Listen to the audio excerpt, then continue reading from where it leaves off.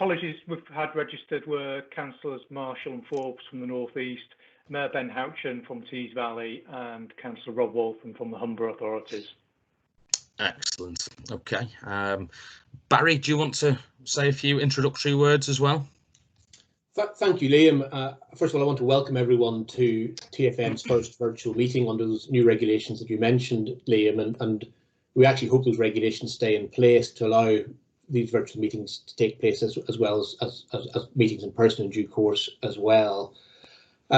We, as an organisation, moved very quickly to home working, but still progressing all of our programmes well at the same time. In particular, there's been a large number of operational matters around rail, and rail has responded again very quickly to the current crisis and operating a key worker timetable. Much of the policy is being set across all of the train operating companies at a national level at the moment, and but actually we've had a lot of input into sort of local issues to make sure the services meet local needs, and the operators, I think to their credit, have responded very positively with adjustments to timetables to meet those local needs.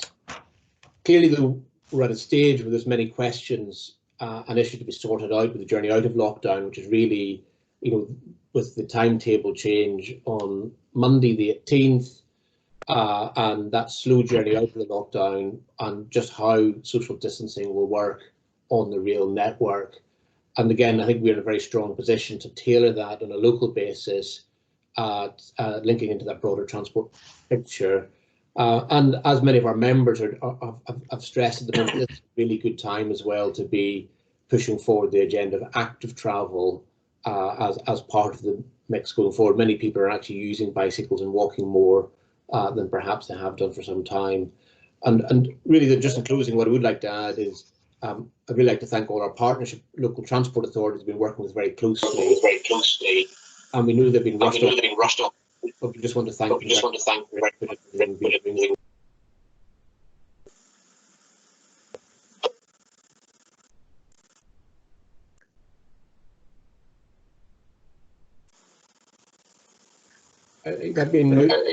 Liam, you're on mute. Yeah. Okay. Lovely. Lovely. If we can then move on to declarations of interest, and that's just for me to remind anyone that if we do have any declarations, please indicate accordingly. Haven't got anyone in the chat function indicating, so we can move on accordingly. Third item is the part 1 minutes from the meeting that was held on the 12th of March. Are we able to approve those as a correct record of everything that happened at that meeting? Is that agreed? I'll take that as read unless anyone's going to indicate otherwise.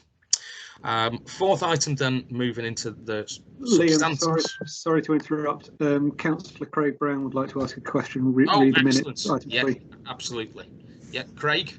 Thank you, Liam. Just wanted to check that the minutes state that Richard George will be writing to local partners seeking their input into the 100-day plan for Northern trains. I just wanted to check whether that had happened or whether I'd missed it. Thank you. Okay, David, do you want to give a brief answer there? I think Richard's going to update on that item specifically under his item. He's going to feed back. I think partly it's got overtaken by the COVID crisis, but I know Richard will cover that in his presentation, Chair. Okay, that's great. Is that okay, Craig? Many thanks. Lovely. I will indeed cover that, and yeah, no, you did not miss anything, so it got rather swamped by events. Okay, thanks for that, Richard. Okay, if we can then agree those minutes accordingly, and we'll move on to item number 4, which is rail operations and COVID-19 recovery. And I think David's going to introduce this report first. Thanks, Chair. Just a brief introduction. You have the report that's been circulated. It covers 2 things really: an operational update and an update on how rail can support the economic recovery. As Barry has indicated, we've been very pleased with the industry response so far to the crisis. The North of England contingency group that TFN established has really helped with that communication between the industry and between the partners. So just to echo the thanks to the industry, frontline operators and staff, and of course the Rail North Partnership as well. In terms of that work, it's actually resulted in a number of tweaks to the key worker timetable that have been running since the middle of March. And for example, in South Yorkshire, there were tweaks to early morning, late evening services. TPE have plugged some of the gaps that were left by Grand Central in Teesside, and Northern have amended services to better serve hospitals, including the Nightingale hospitals. So some really positive work there at a local level. In terms of the current position, as of today, there's about 40 to 50% of services running across Northern and TransPennine under a key worker timetable. The message has been and remains, please avoid using public transport wherever possible, so that those services that are running can be kept for those people who have essential business to travel on. And the operators are now planning for an uplift from next week, which would increase the key worker timetables to something like 65 to 75% of what would be the normal services. And that's very much based on the resources, the staffing they have available, taking into account sickness and of course self-isolation, etc. as well.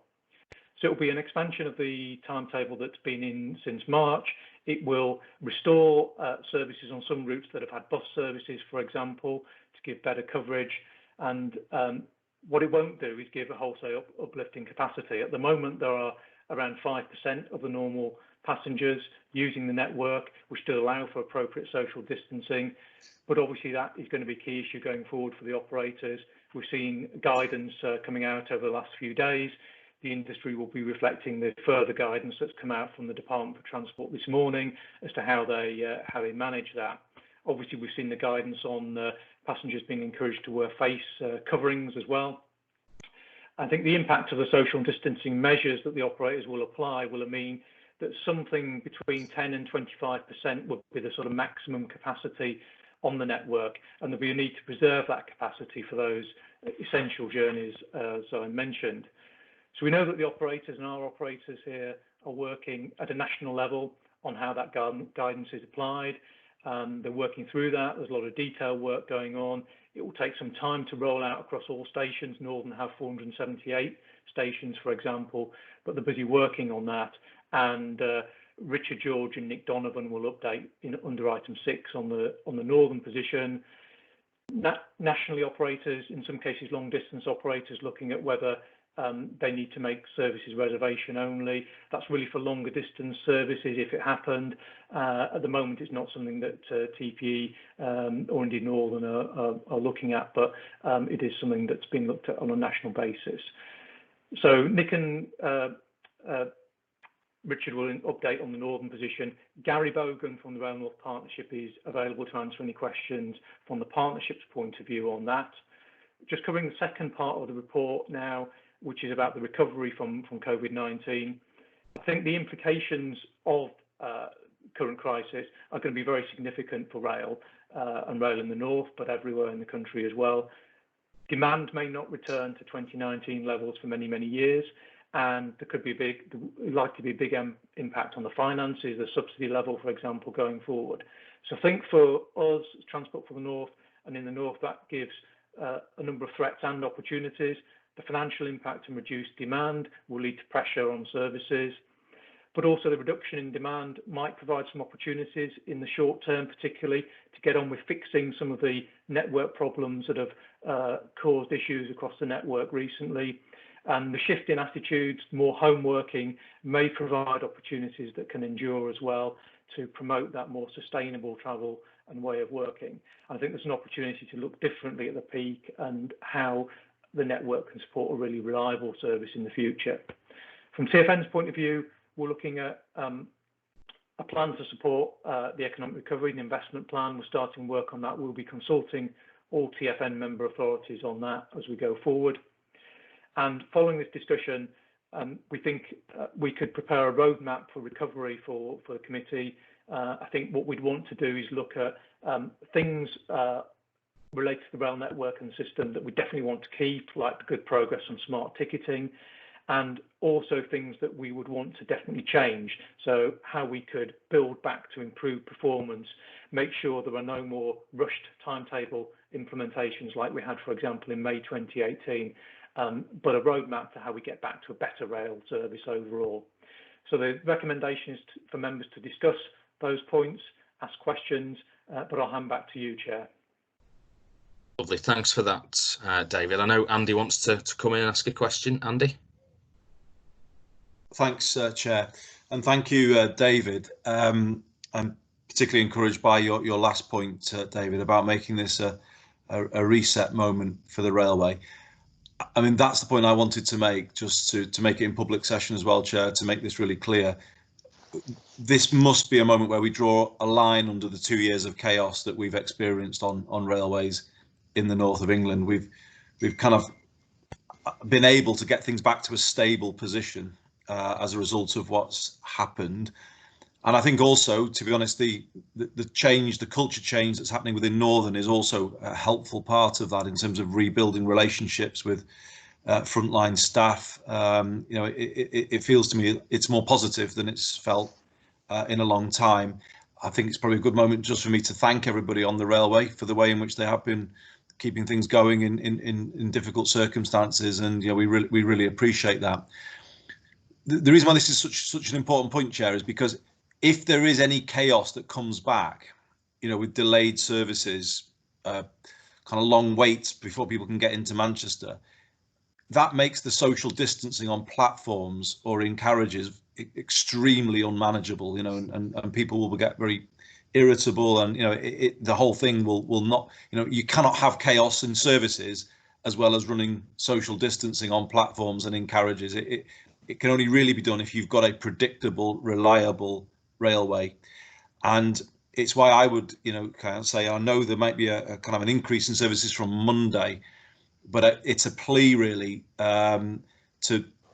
through David to obviously the operators and others who might be listening to this conversation today, to say that must be done extremely cautiously, because you know, difficult scenes on platforms, on carriages will increase the more unreliable the railway gets, and we must not import that chaos back into the system, having finally been able to sort of rid ourselves from it. So yeah, I mean, I think, you know, everything is pointing in that direction. I think we all agree, but it is a real kind of call for us not to reintroduce services before we're really, you know, we're ready to do it, and then to advise the public accordingly about the level of capacity that they will expect to find on the railway system, and clear messaging about capacity availability linked to what we expect of social distancing, you know, managing those two things really carefully going forward, so we don't get back to, you know, as I say,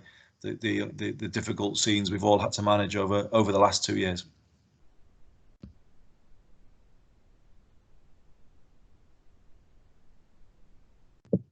Liam, you're on mute again. Yeah, Judith, I think you want to come back in again. Thank you. Good morning, everyone. Just to echo Andy's comments, I just want to start by really paying tribute to our frontline staff who on the railways have just done an incredible job of making sure that, albeit a reduced service, is running, and you know, making sure that those key workers who are dependent on services have been able to get to work. You know, incredible effort, and you know, we really owe them a huge debt, and very grateful for everything that they're doing. And obviously, as we've discussed already, there are going to be a lot more demands on them in terms of moving forward into the next phase. Clearly, there's some uncertainty around what will actually happen next week, the level of services will be required, and we're all going to have to be very mindful, and I think it's going to be a day-to-day process in assessing what the demand is going forward. So it's hard to sort of take ourselves back to where we were before this crisis started to unfold. And obviously, one of the major changes was the bringing the operator of last resort back into Northern. and all of the work in looking at performance of TPE. So one of the interesting elements around that is, of course, that the franchises do lay out expectations in terms of performance, etc., etc. And what I just want to make sure, and I'm sure we'll pick this up with Richard later in the discussion, but we just need to make sure that going forward is, with all the changes that are happening, that we keep the same and enhanced levels of accountability and transparency, etc., etc.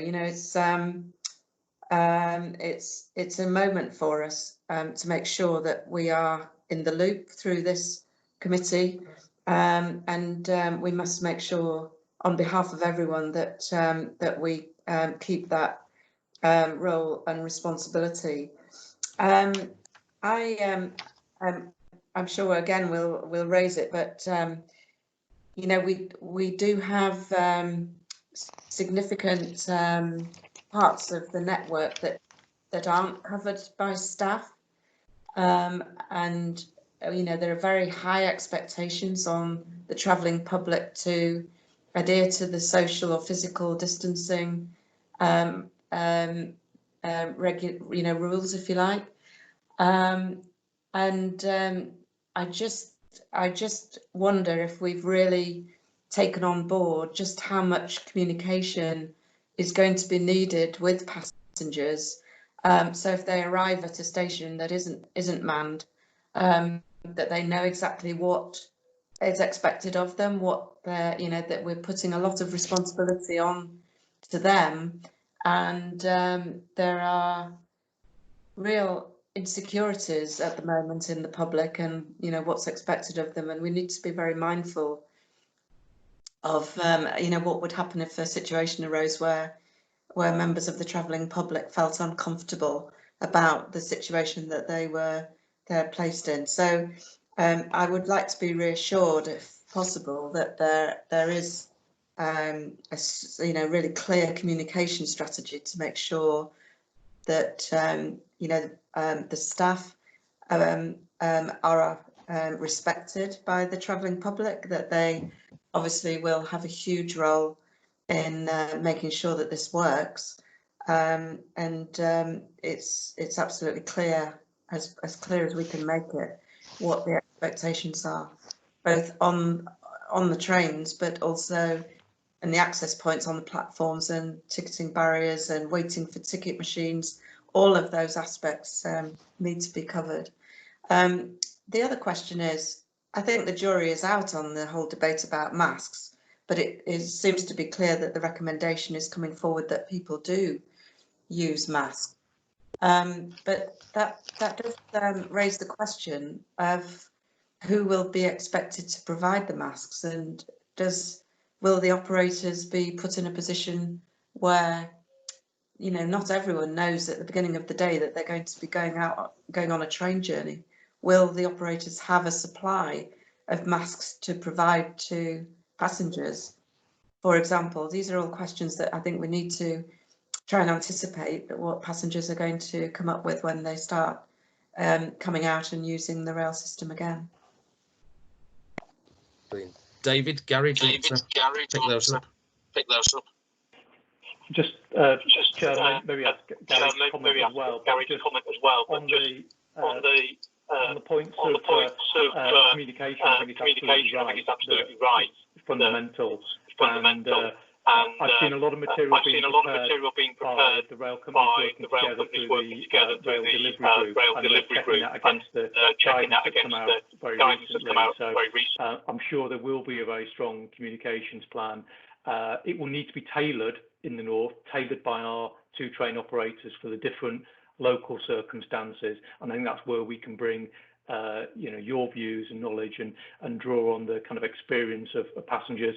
We've had a recent Transport Focus survey that was very helpful in terms of highlighting the low confidence of passengers need to travel, but also the things that would make their confidence increase.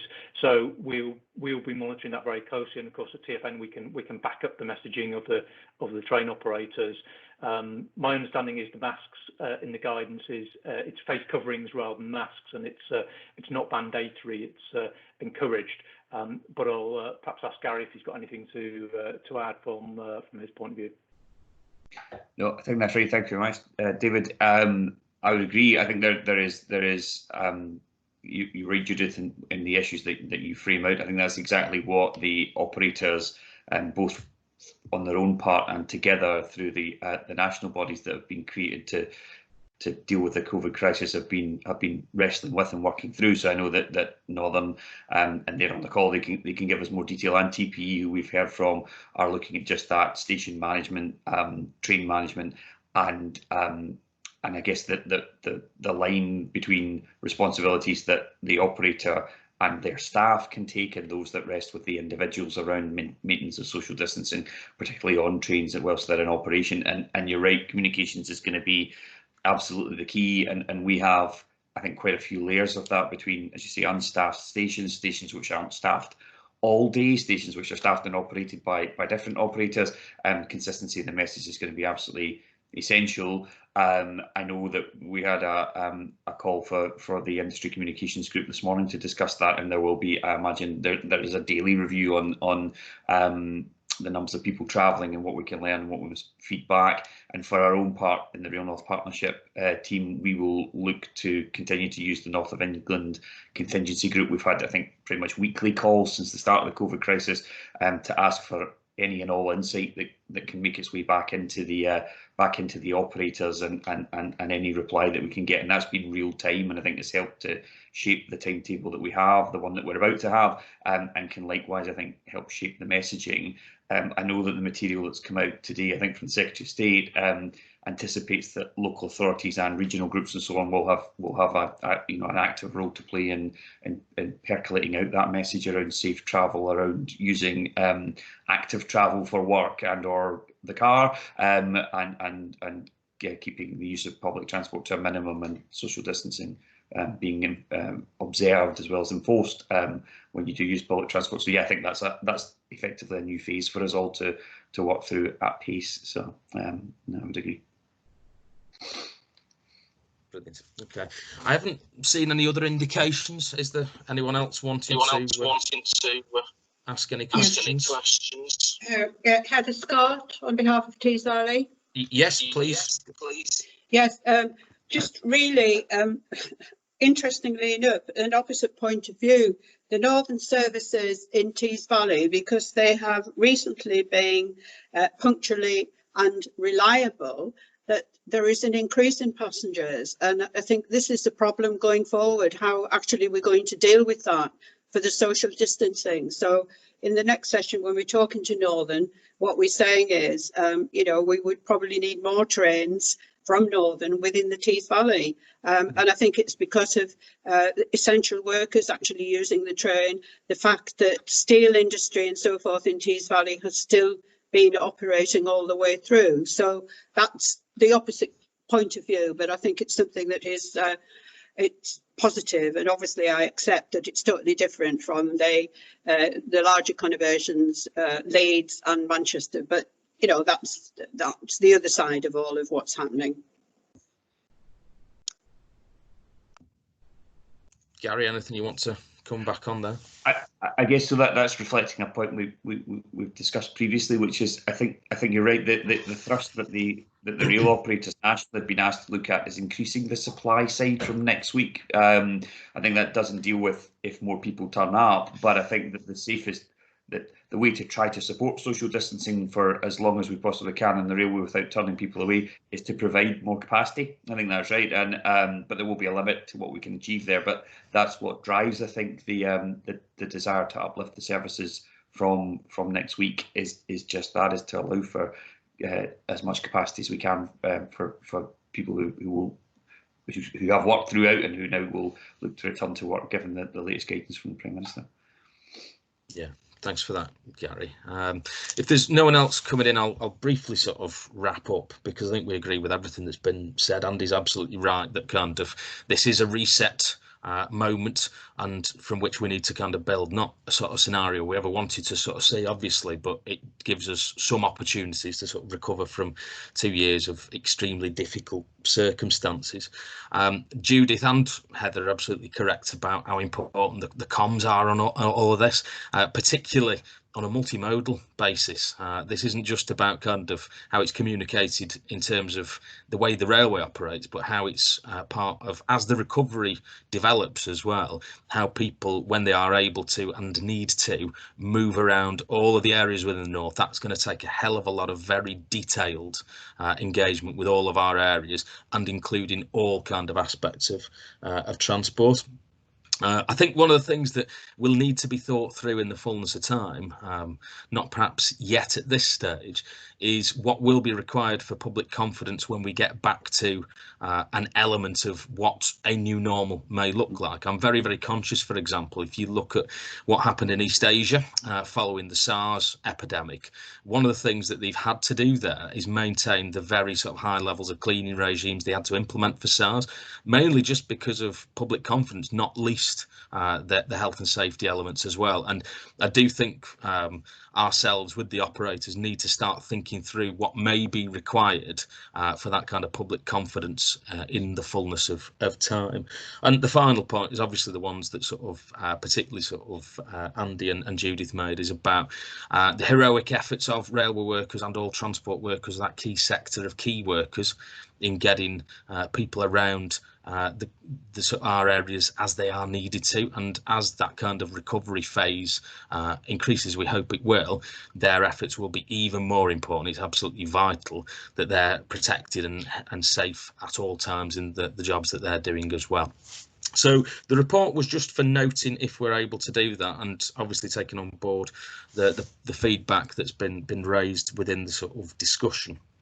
If we can then move on to item 5, which is the Blake, Jones and Williams reviews. And Judith, you're going to introduce this paper. Yes, thank you, Chair. It's very strange looking back 2 months, and the reason we deferred this paper from the March meeting was because I think I was in the process of signing the West Yorkshire devolution deal, and of course the fact that we didn't have the conversation back then means that it is now, the whole debate around this is now informed by our response to the COVID-19 crisis.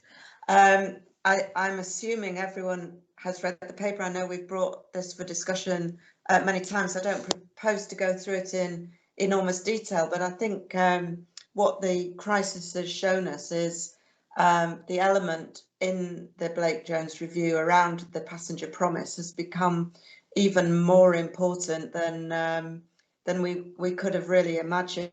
So I think it's absolutely right that, you know, we put pressure on to make sure that all of the elements around the passenger promise are brought into being, and we just need to make sure that we work together around the trust, transparency and accountability that we're seeking to improve through the governance changes that are being proposed. And obviously that affects the work of this committee in terms of you know, making sure that all the work we do here is seen as the, you know, where the important decisions are made, what we know, and through the investigations into what went wrong in May 18, a lot of it was around the fact that as members we weren't cited on changes that were being proposed.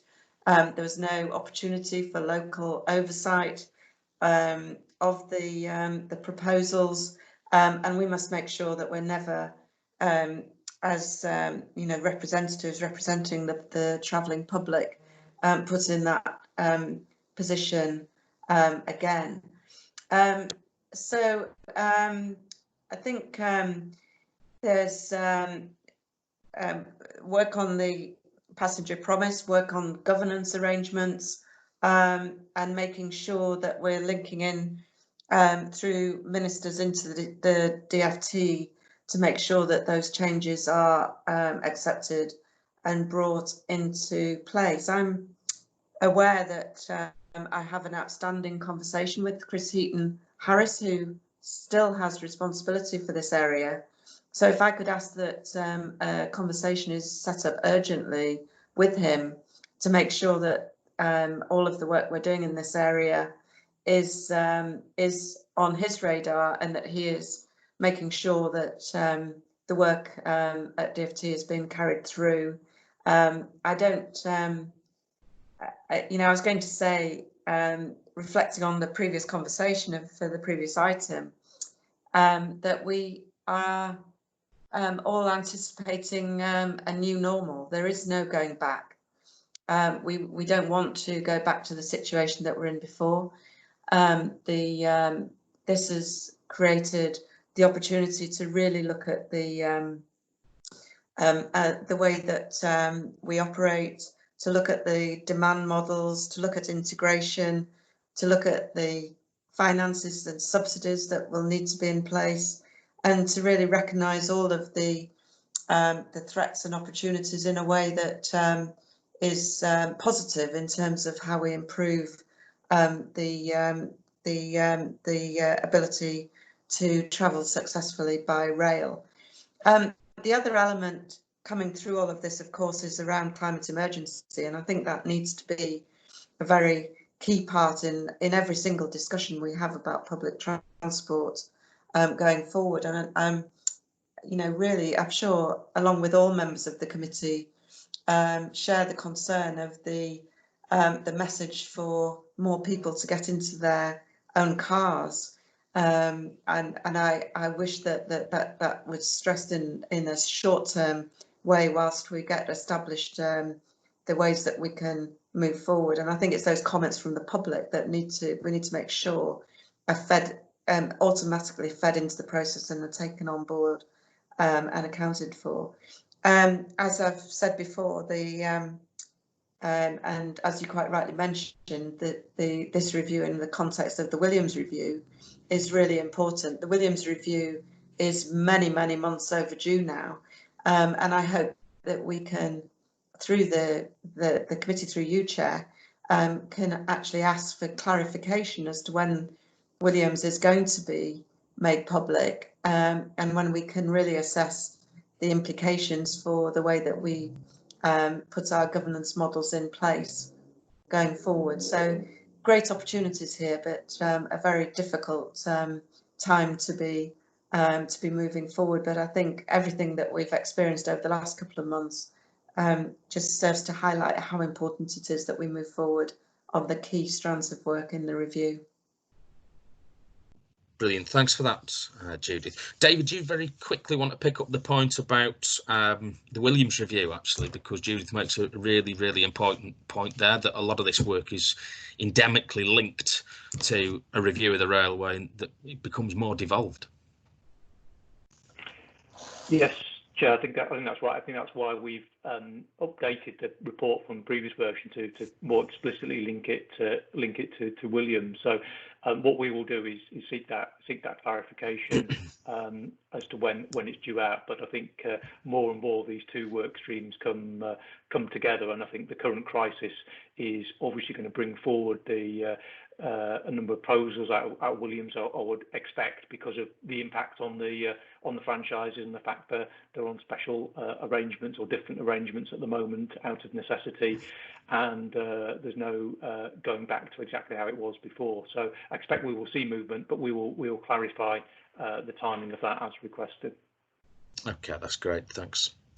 If there's no other questions or comments anyone wants to raise at this stage, can we obviously thank Judith for all the great work she's been leading on there.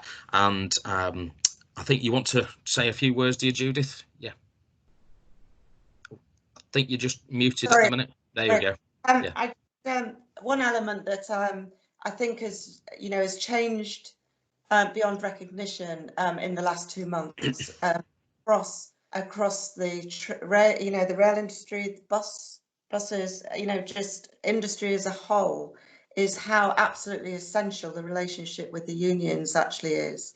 And I would ask support from the committee to recommend to the TFN board that we have the opportunity of our TUC reps on the TFN board to the next meeting and to give a presentation to just explain to us how important measures are from their point of view.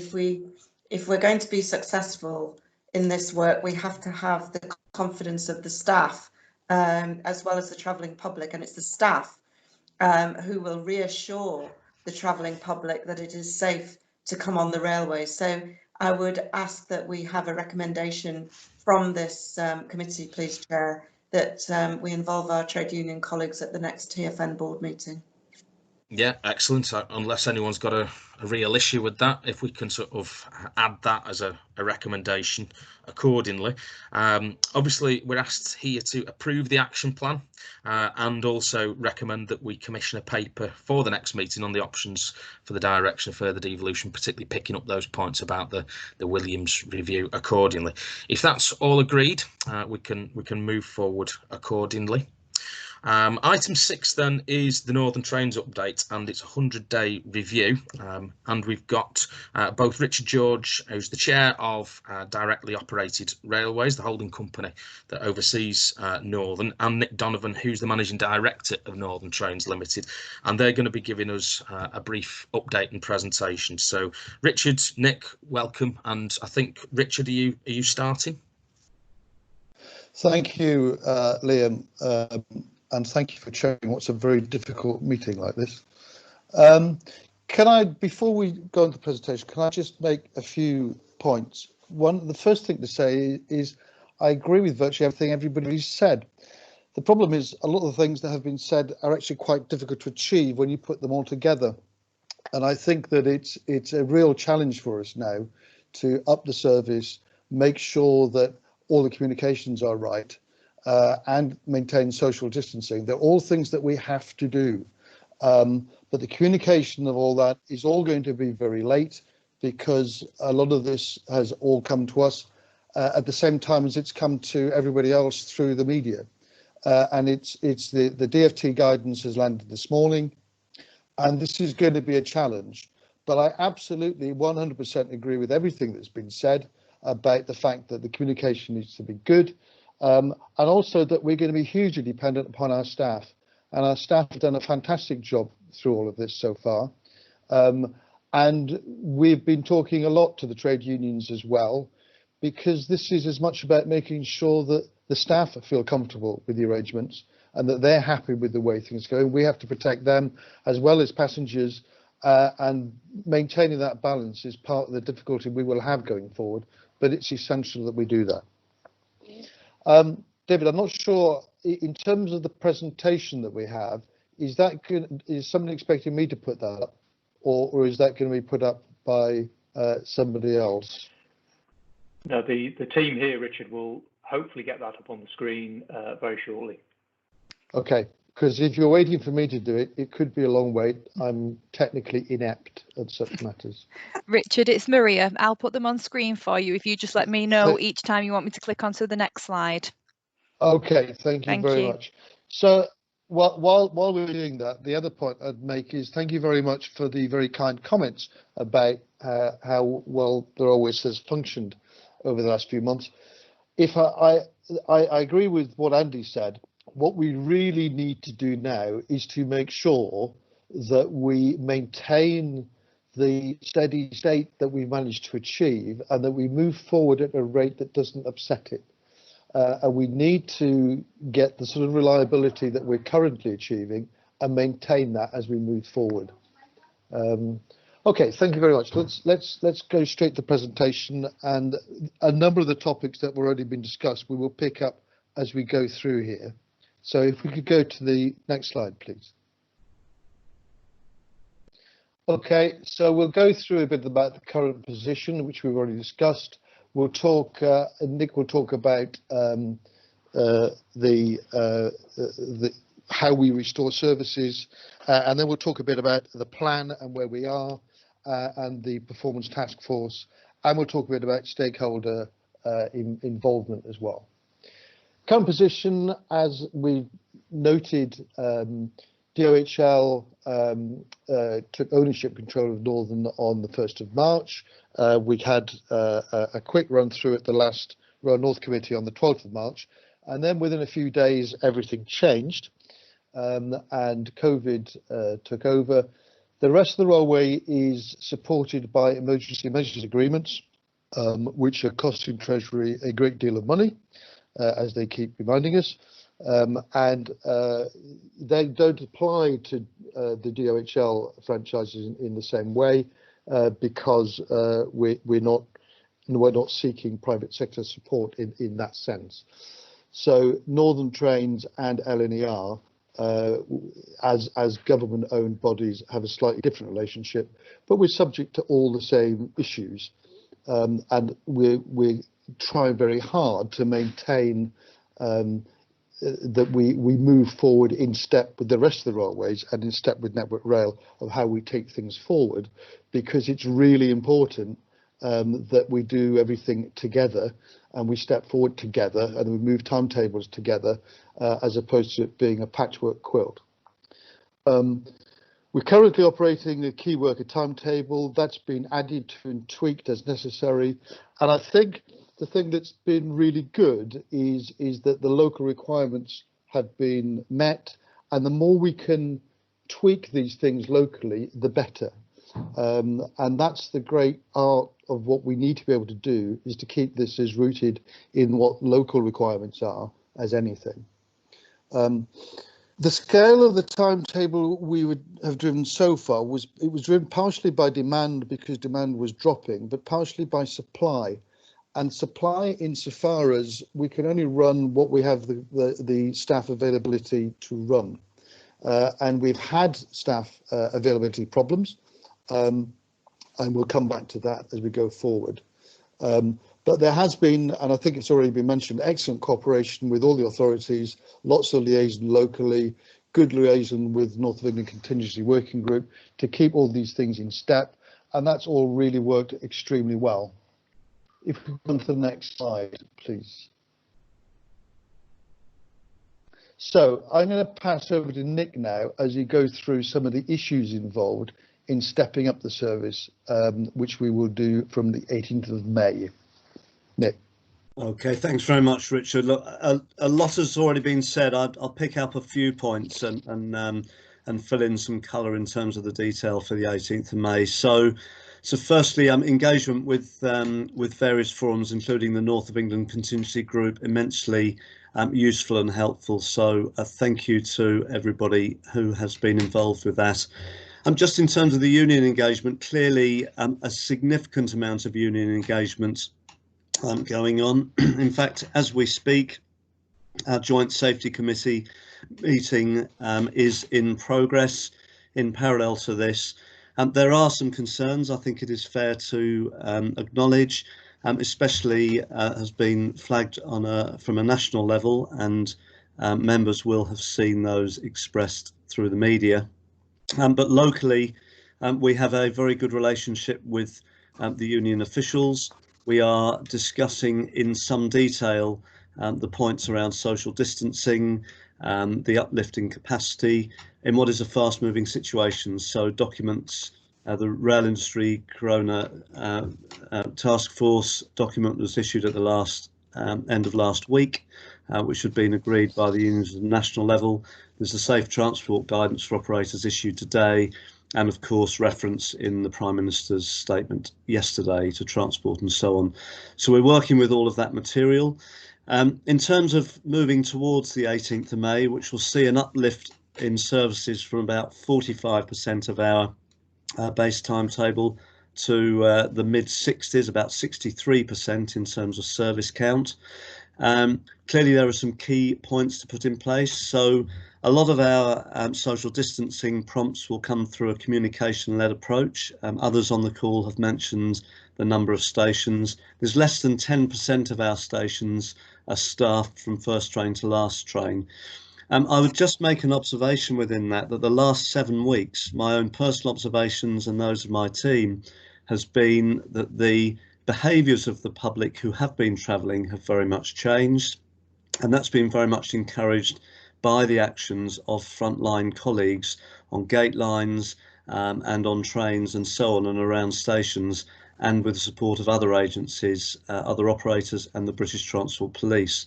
So I'm quite encouraged that there is a behavioural change that has happened to the core of travellers over the last 7 weeks, and that will act as a prompt and a nudge to those who start to travel again in a broader cohort. Reservations only was mentioned. We're working very closely, meetings in the last 48 hours with long distance operators to ensure that for some of our flows across the north of England, there doesn't become an issue between flows that are satisfied both by long distance operators and the shorter distance services. So that is a key point for us, that we are working with the operators on the west and east coast main lines. And of course, cleaning was mentioned, so there is already an enhanced cleaning regime in place. I think for me, as the 18th of May service is uplifted slightly, the critical thing is that we remain nimble and agile to be able to respond to the developing situation. The message clearly is key worker travel only still, and there is advice not to travel by rail generally, but we need to watch on the ground what that means in terms of numbers. And of course, I note the point made in the Tyne Valley area in terms of the perception of slightly increased loadings that has occurred recently in that geography. So the 18th of May, we're ready to roll. The Network Rail is uploading the various material, and our train crew diagrams are in place. It is a resource-led timetable, and I can't stress highly enough that we have been stressing internally that to acknowledge the Mayor's point, the resilience and reliability of the timetable as we rebuild it is absolutely paramount for all the reasons that have been expressed earlier. If I can move to slide 5 and look further ahead. So just in terms of rebuilding the timetable further, I do need to share that the ability to lift up to the full capacity across the timetable will take a little time to get in place. This will be later in the year. It is subject to ongoing review, and our ability to do it will be impacted by the interpretation and application of the various guidance that has been issued over the last few days. The operation is complex. We were under a complex change programme immediately before COVID-19 struck, and COVID-19 has significantly disrupted that change programme. That includes the Class 769 bi-mode trains introduction and the last of the CAF new trains in terms of training for our crews, and also for our core skills training for new drivers coming into the business. So they have been disrupted, and we need to be very careful in what is quite a tight resource base, in fact with one of the lowest spare cover ratios in the industry, to make sure that we don't overstretch the commitment on delivery. Absence will be a key issue. We do have a number of colleagues out of the business at the moment.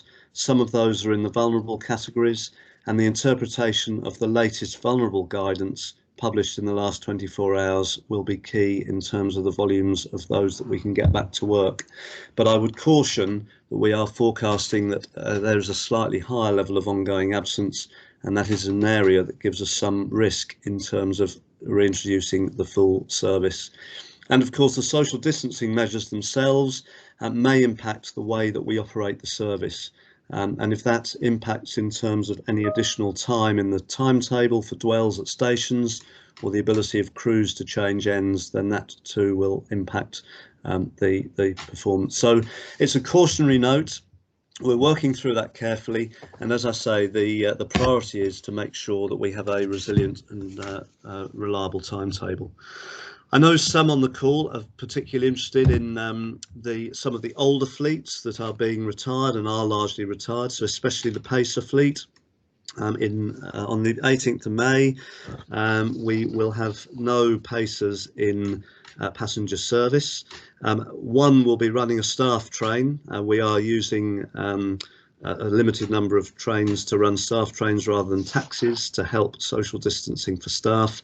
But we are looking to maintain the small number of pacers, both Class 142s and 144s, which are currently in storage, to keep them as a contingency fleet through to the end of this year, so that we have some flexibility to ensure that capacity can be delivered. We are hoping not to use those, but we are intending to keep them in such a form that they can be used as contingency. So that's really, other than one last point, clearly through this period, there's an immense amount of learning, that opportunity in what's almost a unique laboratory experiment for how the railway runs at about half of its trains running with very few passengers. And from that has come another layer of performance learning. Much of the network is running very well, but it has revealed elements of the network where there are underlying issues in terms of reliability of delivery, which passengers currently won't see, but there are indicators of tension in the network that we are able to see much more clearly and take that learning into the rebuild of timetables into the future.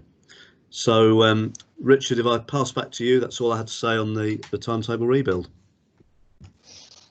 Okay, we go to the slide.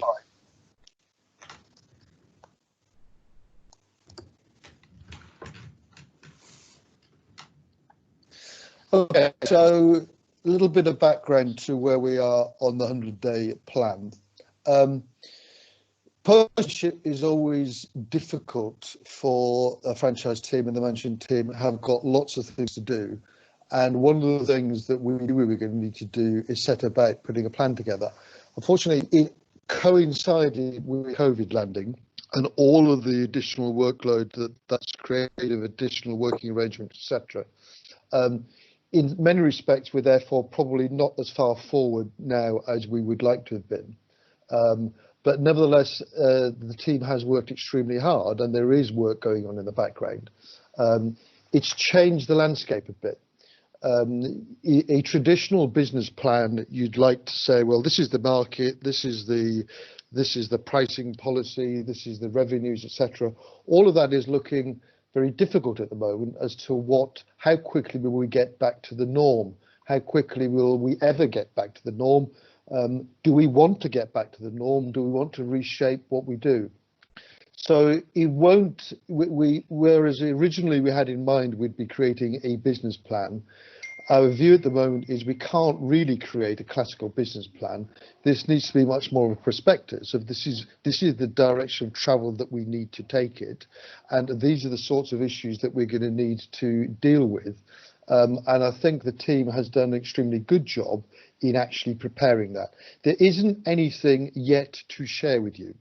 We've still got another month to go before we get to the 100 days, and there's an awful lot of work going on in the background.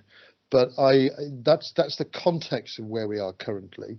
And I'm going to pass this back now to Nick to talk in a bit more detail of what is going on in the Northern Plan, and then I'll come back to talk about the performance task force issues as well. Nick. Okay, thank you, Richard. So 4 key strategic objectives in our plan: valued people, customers at the heart, collaborative relations, partnerships, and sustainable growth. And I think some of those echo very much some of the comments earlier in the meeting, and certainly into the Blake Jones review. So can we switch to the next slide? Sorry, Richard. So those 4 pillars are key. So, and to re-establish us as a trusted partner in the North. So I certainly see us playing a significant role in that space as a trusted partner in the development of the railway in the north of England into the future. COVID, of course, has made us rethink the plans, and we will be phasing the plan around 3 key phases at the bottom of that slide. So there's a post-COVID recovery through to December 2021, which Richard will comment on shortly, which gives us a handshake with the Performance Recovery Task Force, which is running in parallel to this activity, and then setting out ambitions for the future. And those ambitions, currently around 80 initiatives that are in the plan. The officers reference group has been involved in inputting into that. And it is with that input also very much our plans. So in terms of engagement across the business, there are over 1,200 inputs that have come out through a series of virtual workshops through this period, through our leadership conferences involving about 500 people in the business, and an opportunity to all 6,300 colleagues to input. And in fact, in that whole colleague input opportunity, around 1,200 suggestions were made, which we've sifted and used in the development of the plan. So it's very comprehensive. In terms of the phasing of the activity, we are in the midst of doing some work that looks at the rebuild of passenger volumes and passenger revenue, using both the classic PDFH modelling techniques, but more importantly perhaps some macroeconomic modelling and looking at the impact of social distancing measures going out into the coming months and years. So the plan will be grounded in a central case amongst a range of cases looking at the build of passenger volumes in the future, but also absolutely grounded in terms of rebuilding the confidence in the railway, supporting the build of the economy in the north of England, and rebalancing the economy across the UK. Can I just add one point there, Nick? I think what's really very important in this is that, unlike a classical franchise bid, classical franchise bids are top-down plans. They're put together by a headquarters team and passed down to the train operating company, who are told to go away and deliver this. This is a plan that's very deliberately been planned the other way around. This is a bottom-up plan. This has involved going out to all the staff, and it means there's a much stronger flavour of getting the local bits right, which is so important for Northern, because Northern is a collection of local bits of railway, and actually getting the staff involved and getting all the local management involved, it will make it a much richer plan going forward than anything driven by a bunch of headquarters wallers like me and passed down. This is the right way to do it. Thank you, Richard. And just to build on that point as we go to the next slide, the team absolutely looking into all of the local transport plans and development plans and so on, alongside the officers reference group to ensure that those links are made. So just briefly on the next slide, just to give a sense of the contents in some more detail.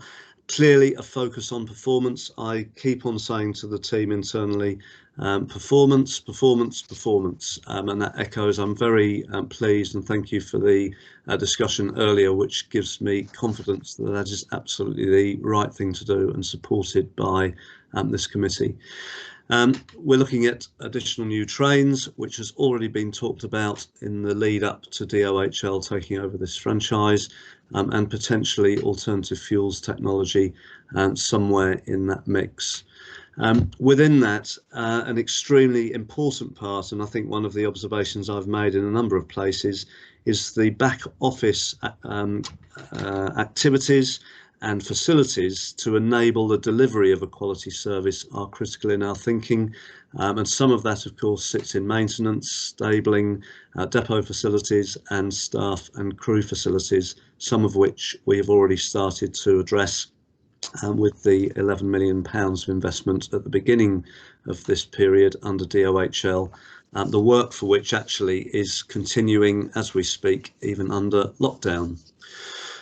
And you'll notice the bullet there, which is very close to my heart and that of the team in Northern, to rebuild, reconstruct those relationships with partners, stakeholders and communities that Northern serves, and rebuild our reputation.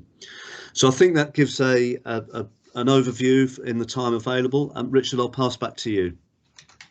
Thank you. If we could move on to the next slide. there's a link at the bottom of the one we're looking at about the Performance Recovery Task Force, and I just wanted to talk about this. Performance Recovery Task Force is variously been called in different press statements and in different releases and different places. It's been called the Manchester Task Force. It's been called the North West Recovery Task Force. It's been called the North of England Recovery Task Force. It's been called all sorts. I prefer to just call it Performance Recovery Task Force. But if you've seen things relating to names, other names, it's the same thing.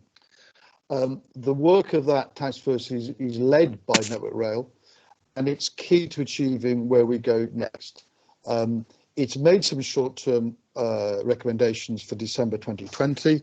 There are other things being looked at as to the post-COVID alterations, because, as Nick has said, if we get to the end of this summer and simply put in place what we would normally have put in place in May this year, it may not be still the right thing to do, given the environment we're now going into. So we just need to keep a weather eye on what is it the timetable needs to look like. Does it need to alter anyway, compared with what we should have been putting in May this year as the normal timetable change, which comes in May. But whatever we identified a long time ago, that we need to restructure the timetable fully to really have something that resembling a performance-led timetable, which is not what we've had in the past. And the earliest opportunity to do that would be to consult during the course of this year to get something for December 21. And December 21 would be the first time we can get a fully restructured timetable, but December 20, there are some tweaks, there are some changes which are planned to help improve the performance.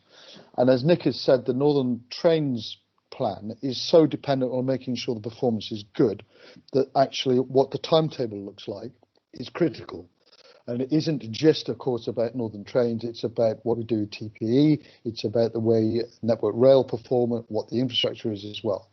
Now, some of this was taken through with the Officers Reference Group in April, and as part of the 100-day process, recommendations for strategic direction will get made. They'll be set out during the course of this year, but it'll be for a December 21 timetable change.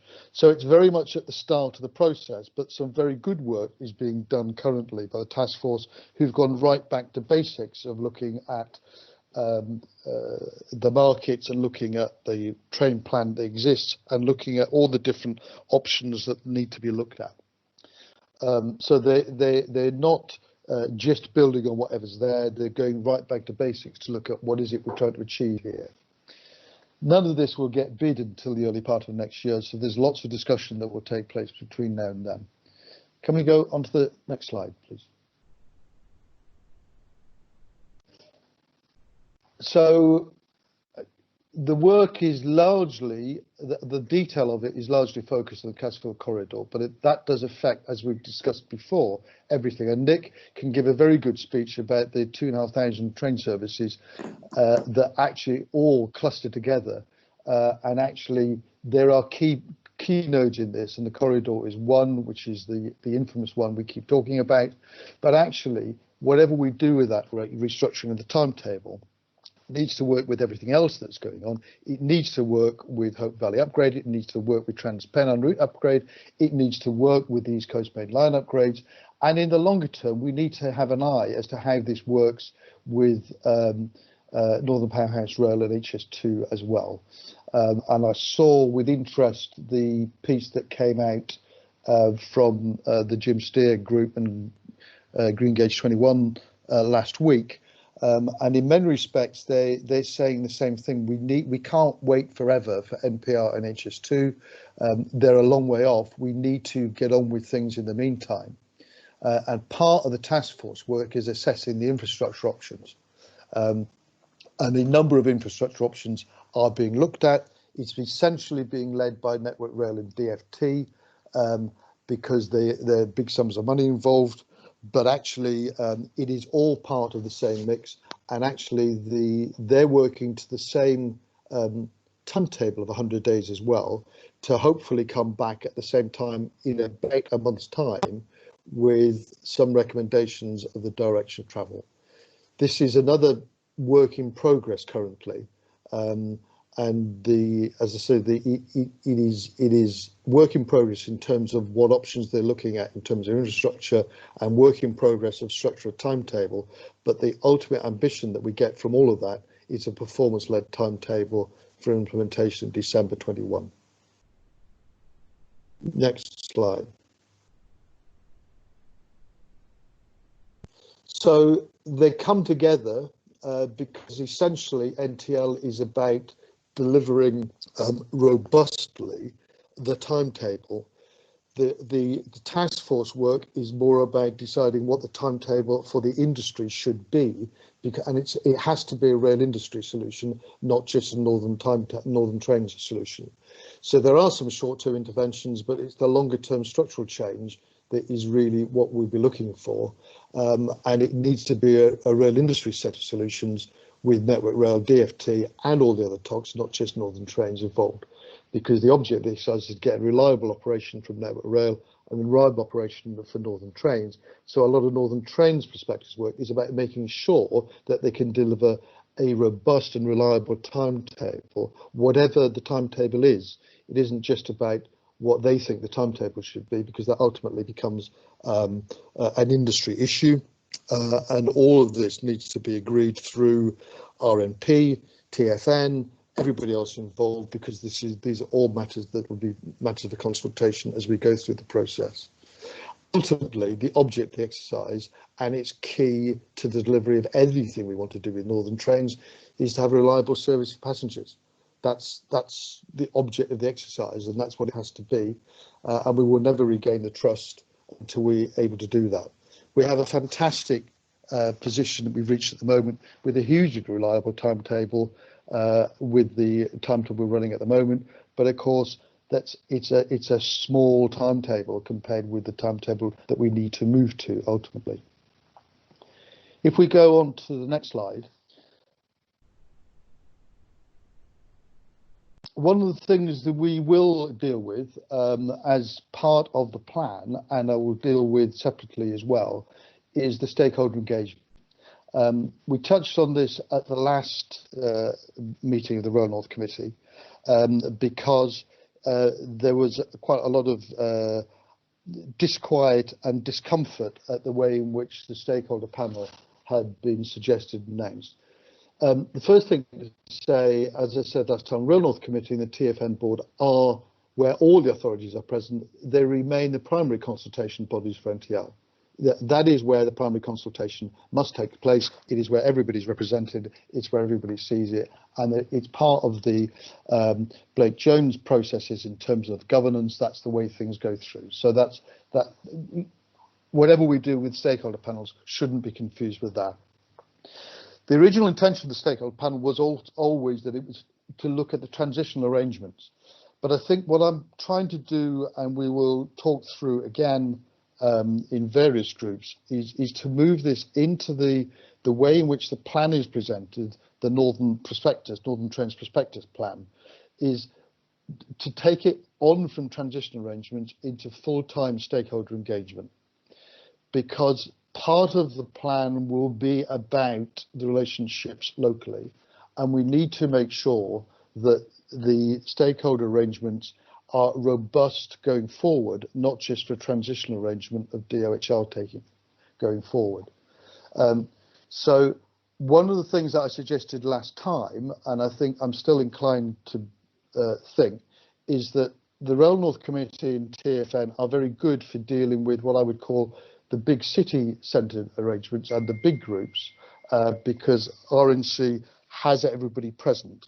But there are various voices that we don't normally hear through these arrangements, and I'm inclined to move towards the more local groups and to look at transport users, tourism bodies, regional reps of CPI, community railways, chambers of commerce, etc., and move this into perhaps four, and that's for discussion and debate, 4 different more local groups of northeast, northwest, southeast, southwest, in terms of across the north. Whether it's 3, 2, 4, 6 is for discussion, but that's part of the debate that will move forward as part of the plan of how we engage to the stakeholders on a regular and routine basis.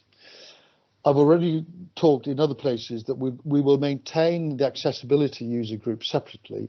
It has a very specific focus, and from past experience in other places, if you try and deal with accessibility issues as sort of item 8 on the agenda, they don't get the full attention they deserve. So I've been talking with others on making sure that there is an accessibility user group which we deal with as a separate group of stakeholders. There is open engagement on this. I'm going to have a group of people that I'm talking to tomorrow, which were people from the original stakeholder panel, minus the big city mayors, to talk through with them how they see this as being the more local arrangements. And if people decide that is not the way to do it, fine. This is an open engagement. Is what's the best way of doing this going forward? And the reason those big city mayors not invited to that one is because they're all on this call today anyway. So I'll take that forward in talking through with the stakeholders and work back with this committee here and take this through into the Northern Trains Prospectus as part of the arrangements for going forward anyway. That's all we were going to say. We've probably talked for much longer than I planned, but very happy to take all sorts of questions now. Lovely, thanks ever so much for that, Richard and Nick. A very comprehensive presentation, a very good virtual double act. I'm just looking whether we've got any questions from members in the chat function. Certainly Andy wants to ask a question, so I'll give you the floor, Andy. Thanks, Chair. Thanks to Richard and to Nick. As I've already said in this meeting, I'm a strong supporter of the work that's being done, and you know, I can feel a different relationship returning to the trust that Nick spoke of. I think is beginning to return, although it's I think a long journey ahead. But no, I genuinely want to thank both of you, and through you, everyone you're working with for the progress that's been made. The point I wanted to raise, Chair, relates to infrastructure, which Richard touched on. And I think it was my understanding, Richard, that we would have a solution as part of the 100-day plan on infrastructure. But it feels as though that's become less clear again with the work that I think Network Rail have started to do. So I just think, you know, it would be helpful if we could understand more. I'm, to be honest with you, now quite confused about where we're up to with Central Manchester. It feels to have was getting clearer. Now it's become unclear to me again. Particularly if we're going to have an emphasis on shovel-ready projects coming out of the downturn that we're going through at the moment. You know, I keep coming back to it. Platforms 15 and 16 is a shovel-ready project. And I just know what I see repeated is that the rail industry talking itself into it and talking itself out of it and then back into it and out of it. You know, I thought we were going to get a really clear infrastructure plan as part of this work, and I just wondered if you could say more about where that is and whether or not we will indeed have that clarity as part of this. Thank you. Thanks, Chair. Thank you, Andy. I would like to think we will get to that position by a month's time. I can't. Sorry, I'm getting horrible feedback. Actually, I don't know whether that's. It's gone. I think, Richard. Okay. I would like to think that we would have that clarity in a month's time. I'm slightly circumspect about whether we will have that clarity in a month's time. I think what I'm expecting to have in a month's time is a clear recommendation. Whether that recommendation is one that it is going to, how can I put this? Whether that's going to get past Treasury just at the moment is maybe a different issue, because the rail industry finances are shot to bits at the moment. as is the whole economy. So I'm probably speaking out of turn, but I'm probably being a bit down in the mouth about it. I'm just concerned that even if we got to a position of having a very clear recommendation at the moment, just where it will take us. I was optimistic that within 100 days we would have a clear recommendation. I'm not 100% certain we will, but there's some very, very good work being done, and I think it may be that we're presented with some robust options. But I'm just wanting to be. I just want to set expectations in case we're not there with a full recommendation in a month's time. Chair, could I come back on that briefly? Yeah. So thanks, Richard. I understand. It's I understand there's probably a limit to what you can say on this meeting today. But together with Steve Rotherham, Ben Houchin, Dan Jarvis, I was on a call with the Prime Minister where we were asked to get those shovel-ready projects out and into the Treasury. So the context of the moment we're in might, in many ways, move in its favour, if you like, because it's the biggest example of a shovel-ready project that I have by a long way. But it, of course, doesn't just benefit us; it potentially benefits everybody. And while we could argue around, we could go around the houses with this forever and redesign it and rethink it, and it might be a moment to say, no, actually, let's stop beating around the bush. This is an important project for the whole of the North. It's got the works or the works orders in place, the planning permission. This is a moment to do it. So I mean, I just think the caution is maybe not a moment for maybe a moment to say, this is a moment to press on with it and recognise that we could argue about this forever. But I'm just putting it in that because the context might be helpful to it as opposed to unhelpful, if you see what I'm saying, because of the call for shovel-ready projects. So thanks, Chair. Thank you. No, just to be helpful, Andy, I'm very conscious we've got some. Go on, Richard, very quickly. No. I entirely understand where you're coming from, and I know it's a view that has been expressed before, and it's a view that will be expressed again. And I think what we want absolutely is clarity of where we're going. I agree. Yeah. What I was going to say, Andy, just to be helpful, we've got Anna Jane Hunter from Network Rail on the call, so I was going to ask her briefly just to sort of say a couple of words in response to your points. And also David Hogarth has just sort of flagged up about that we will be having another central Manchester group that's looking at all of that. So I might just ask David to say a couple of words as well. So Anna Jane, do you want to respond? Hi. Yeah, I was partly going to say just what David has put in the chat box, which is that we have got a meeting planned for the end of May, which will go into the where we're up to with the recommendations a bit further. Also, just probably worth saying, I think the piece of work that we're doing with the task force, what we're seeing is that it offers a lot more detail and a lot more credence to the decisions that we're presenting and the recommendations that are presented. So where we hope to get to in the coming weeks and months, I think regardless of individual opinions over which direction we'd like to go in, the options that are presented will be far more robust in the backing that they have in terms of the performance benefits, the business case analysis, and the how they deal with growth and connectivity, all those aspects that are variously important to different people, different groups, and considerations that are important to different aspects of this very complicated equation that we've got to balance. I think we've dealt with that in a far more detailed and robust way.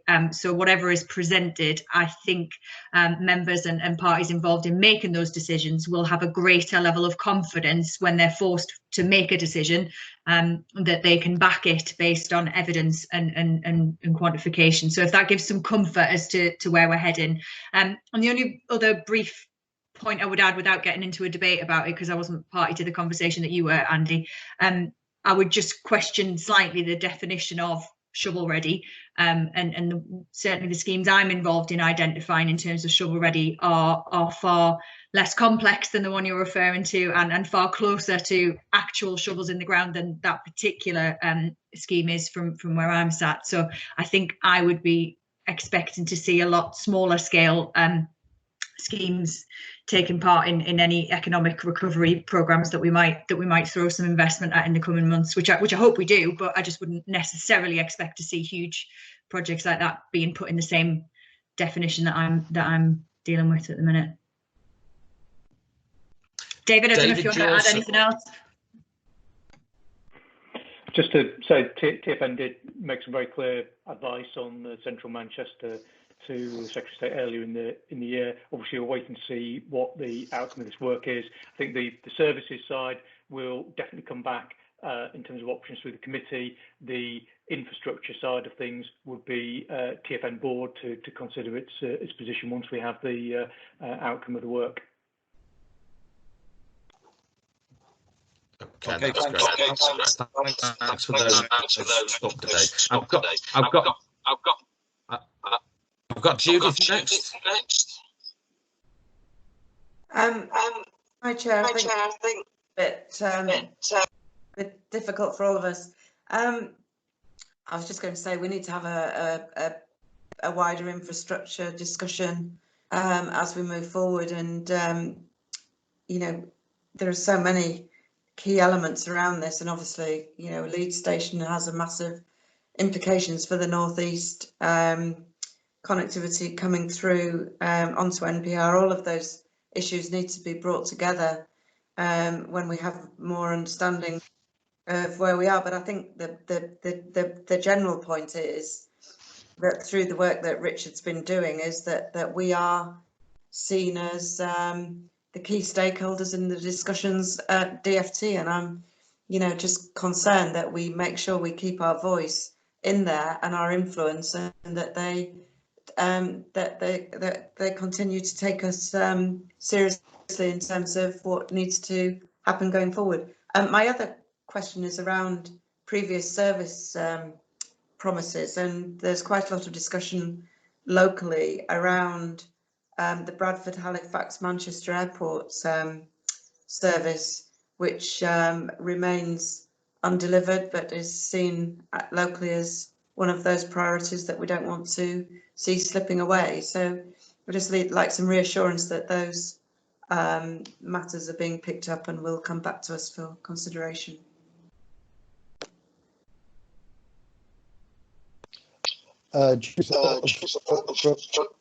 From my perspective, all of the timetable changes and any move forward, it will be all be subject to the normal consultation that all the timetable changes always have.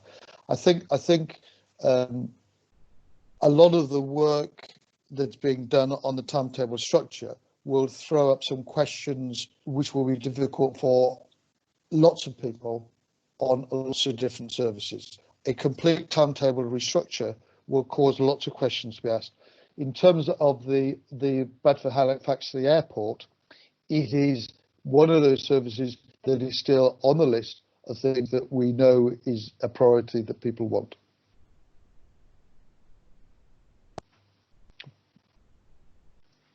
But timetable restructuring is in much broader total restructuring.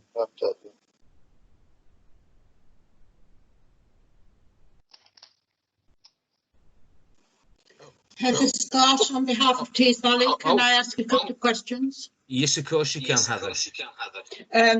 First of all, thank you very much for the presentation, but can we all receive a copy of it? I think it certainly would be useful for me to take back to Ben and the Tees Valley. And secondly, after the 100 days review, have we still got the continued firm commitment from Northern to deliver fully refurbished trains on all our routes within Tees Valley, and certainly on the proposed Northern Connect service between Middlesbrough and Newcastle? Just if someone can give me an update on that, please. Thank you. So, Richard, I can take both of those if you like. Please I think certainly we can share the presentation. The refurbishment programme is continuing as it was done. So that's not changed. So the plans are in hand and continuing for the refurbishment of the legacy fleets. So I can confirm that, and that's actually outside of the 100-day plan in any case, but they are continuing.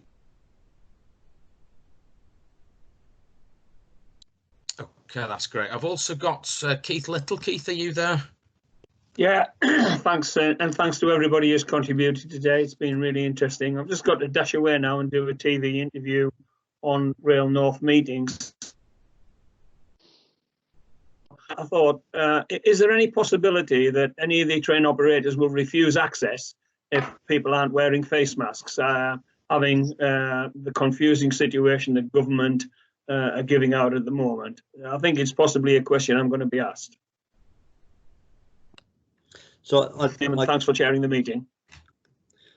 I can take that. Certainly the guidance at the moment is that is for face coverings to be advisory, and I stress face coverings rather than masks because all of the guidance relates to coverings, and as such, and not being mandatory, it's a non-enforceable measure. So we're down to good communications plans and so on that I mentioned earlier.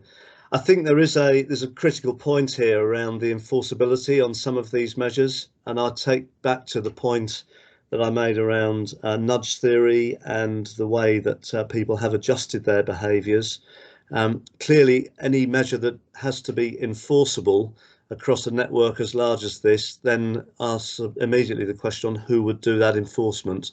And across a lot of the network, there are very small numbers of frontline colleagues who are available for that. So the measures taken so far have been done through gentle persuasion, I think it's fair to say, and through good support from the British Transport Police, and they've landed well. But certainly on the specific question on enforceability of face coverings, no, the guidance is that they are not an enforceable measure.